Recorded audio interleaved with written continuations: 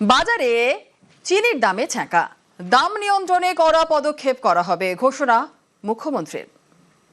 Task force inactive হয়ে গেছিল, যা হয় সরকার চেঞ্জ হয়েছে, সেই টাস্ক ফোর্সকে সব অ্যাক্টিভ করা হয়েছে এবং আপনার রাইস মিল এবং চিনির তাদের যারা মজুদদার তাদের বিরুদ্ধে অ্যাকশন নেওয়ার জন্য আজকে আমি চিফ সেক্রেটারি আমরা থেকে মিটিং করেছি। 2-3 দিনের মধ্যে আশা করছি সব আপনার ঠিকঠাক হয়ে যাবে।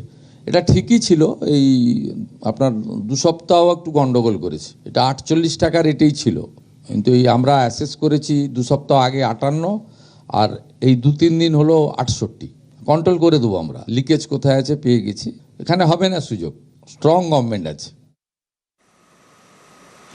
যেমন কথা ঠিক তেমনই কাজ। মুখ্যমন্ত্রীর কড়া বার্তার পরেই অ্যাকশন। চিনি চালের কালোবাজারি রুখতে বাজারে অভিযান। বনগাঁর একাধিক মুদির দোকানে হানা এসডিওর। পুলিশ খাদ্য দপ্তরের আধিকারিকদের নিয়েই এই হানা। আর এই বনগাঁর একাধিক মুদির দোকানে যাওয়ার পর ঠিক কি হলো জানার চেষ্টা করব। আমাদের সঙ্গে রয়েছেন আমাদের প্রতিনিধি অনিরুদ্ধ কীর্তনিয়া। সরাসরি চলে যাব অনিরুদ্ধর কাছে। অনিরুদ্ধ, চিনি চালের কালোবাজারি রুখতে বাজারে অভিযান, বনগাঁর একাধিক মুদির দোকানে এসডিওর হানা। পুলিশ এবং খাদ্য দপ্তরের আধিকারিকরাও তারা একাধিক মুদিখানার দোকানে পৌঁছন। কি হয় তারপর, কি দেখা গেল সেখানে গিয়ে?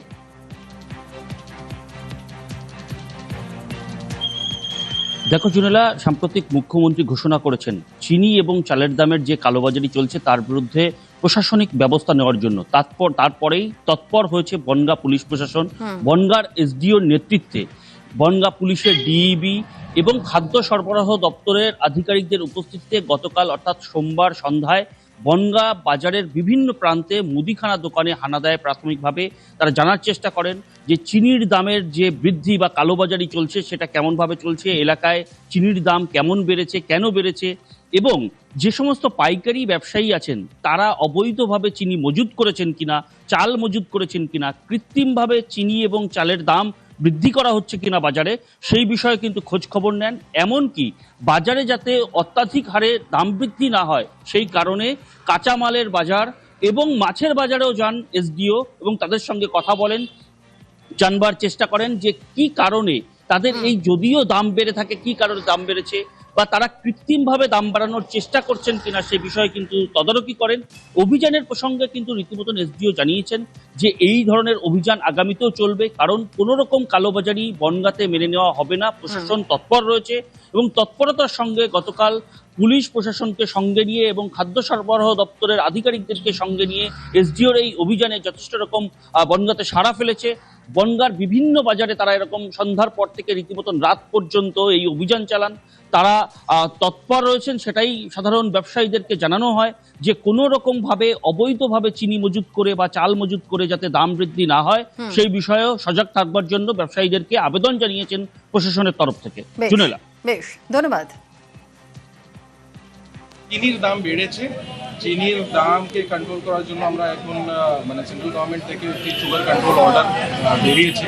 এখানে যে হোলসেল ডিলার্স আছেন তাদেরকেও ইনফরমেশন দেওয়া হয়েছে 4000 কুইন্টাল থেকে বেশি কেউ এখন স্টক করতে পারবে না, এরকম একটি অর্ডার করা আছে। আমরা প্রত্যেক সপ্তাহে চিনি নিয়ে যে স্টক রিয়েল পজিশন আছে, স্টক পজিশন অনলাইন মাধ্যমে ডিলার্সদের থেকে নেব এবং আমরা নজর রাখছি চিনির দাম আর না বাড়ে।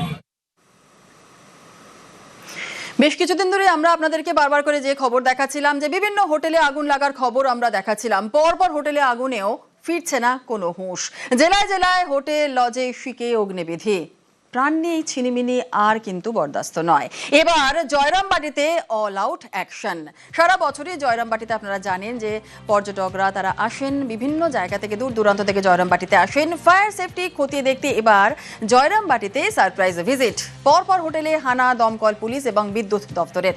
কি হলো তারপর জানবো, আমাদের সঙ্গে দেবব্রত রয়েছে, আরো বিস্তারিত জানাবে দেবব্রত। একদমই, দেখো এই যৌথ যে অভিযান, এই অভিযানের পর দেখা যায় যে জয়রামবাটির একের পর এক হোটেলে গিয়ে দেখা যায় যে সেখানে সেফটি সিকিউরিটির বালাই নেই, যে কারণেই কিন্তু একেবারেই তাদের খুব উগরে দিয়েছেন প্রশাসন এবং প্রত্যেককে হুঁশিয়ারি দিয়ে বলা হয়েছে অবিলম্বে তারা যাতে সেফটি সিকিউরিটি মেনটেন করে। তোমাকে জানাবো, রাজ্যের ধর্মীয় পর্যটক মানচিত্রের অন্যতম নাম জয়রামবাটি। মা শারদার পবিত্র জন্মভূমিতে দেশ বিদেশের বহু পর্যটক এখানে আসে, একাধিক লজ রয়েছে, রেস্টুরেন্ট রয়েছে।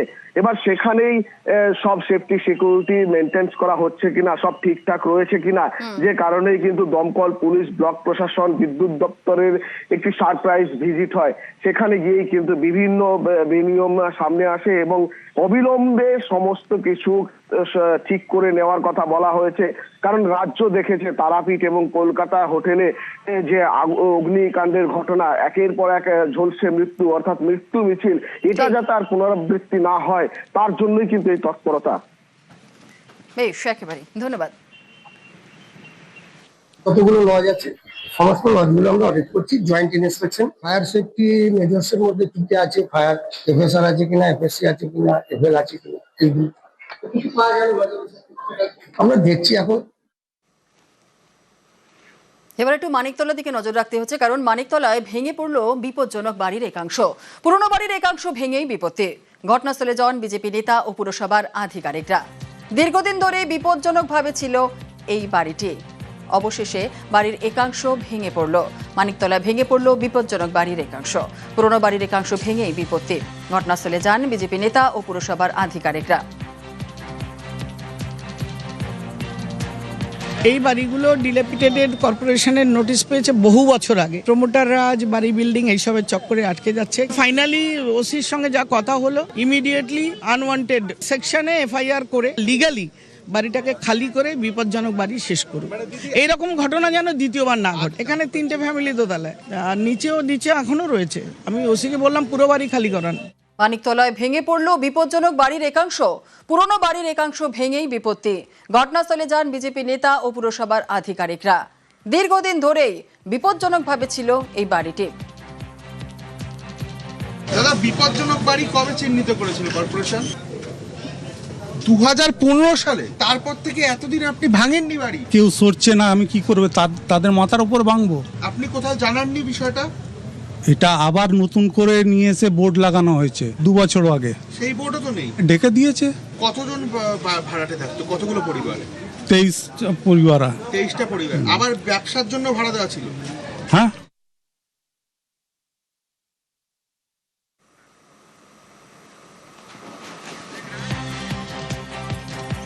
আসি পরবর্তী খবরে। কলকাতার সরকারি স্কুলে সাপের আতঙ্ক। সোমবার ভবানীপুরের মিত্র ইনস্টিটিউশনে ক্লাস 1-এর ছাত্রকে সাপের কামড়। এদিন মর্নিং সেকশনে ক্লাস চলছিল, আর ঠিক টিফিনের সময় পড়ুয়ার বাঁ হাতে সাপে কামড় দেয়। আক্রান্ত ছাত্রকে এসএসকেএম হাসপাতালে ভর্তি করা হয়। খবর দেওয়া হয় কর্পোরেশন ও বন দফতরের আধিকারিকদের। সাপের খোঁজে স্কুলে চলছে তল্লাশি। কলকাতার সরকারি স্কুলে সাপের আতঙ্ক। সোমবার ভবানীপুরের মিত্র ইনস্টিটিউশনে ক্লাস 1-এর ছাত্রকে সাপের কামড়। মর্নিং সেকশনে ক্লাসে চলছিল, ঠিক টিফিনের সময় পড়ুয়ার বাঁ হাতে সাপে কামড় দেয়। আক্রান্ত ছাত্রকে এসএসকেএম হাসপাতালে ভর্তি করা হয়। খবর দেওয়া হয় কর্পোরেশন ও বন দফতরের আধিকারিকদের। সাপের খোঁজে স্কুলে চলে তল্লাশি।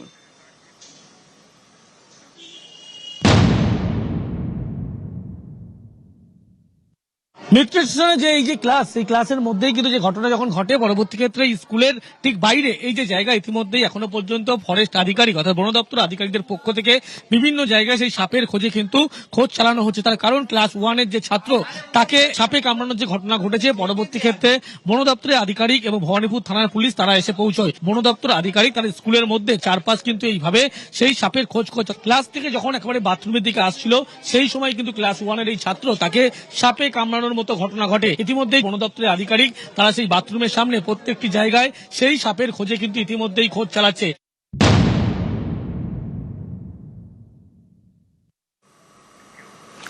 সরকারি স্কুলে সাপের আতঙ্ক। অভিভাবকদের একাংশের দাবি, শুক্রবারও স্কুল চত্বরে সাপ দেখেছিল ছাত্ররা। তা স্কুল কর্তৃপক্ষকে জানানোর পরেও কোনো ব্যবস্থাই নেওয়া হয়নি। মিত্র ইনস্টিটিউশনের ঘটনায় একাধিক প্রশ্ন তুলে দিয়েছেন অভিভাবকরা। তারা বলছেন, কলকাতার ভবানীপুর শহরের মাঝে মিত্র ইনস্টিটিউশন, ঐতিহ্যবাহী স্কুল, আর সেই স্কুলে সাপ ঢুকলো কিভাবে? শুক্রবার ছাত্ররা সাপের কথা বলার পর কি ব্যবস্থা নেওয়া হয়েছে? শুক্রবার সাপের দেখা আর সোমবার সাপের কামড়, কার গাফিলতি রয়েছে? সাপ দেখার অভিযোগের পর ঝোপঝাড় পরিষ্কার হয়েছিল। বর্ষার সময় স্কুলে নিয়মিত আগাছা পরিষ্কার করা হয়।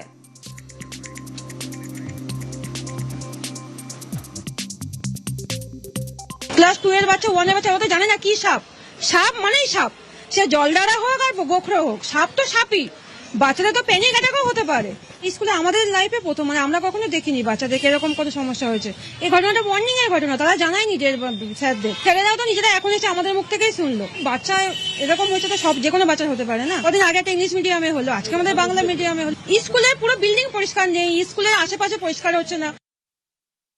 স্কুল ভবানীপুর থানার জুরিসডিকশনে পড়ে। আমি কেএমসি কে ফোন করলাম এবং ফরেস্ট ডিপার্টমেন্টকে ফোন করলাম।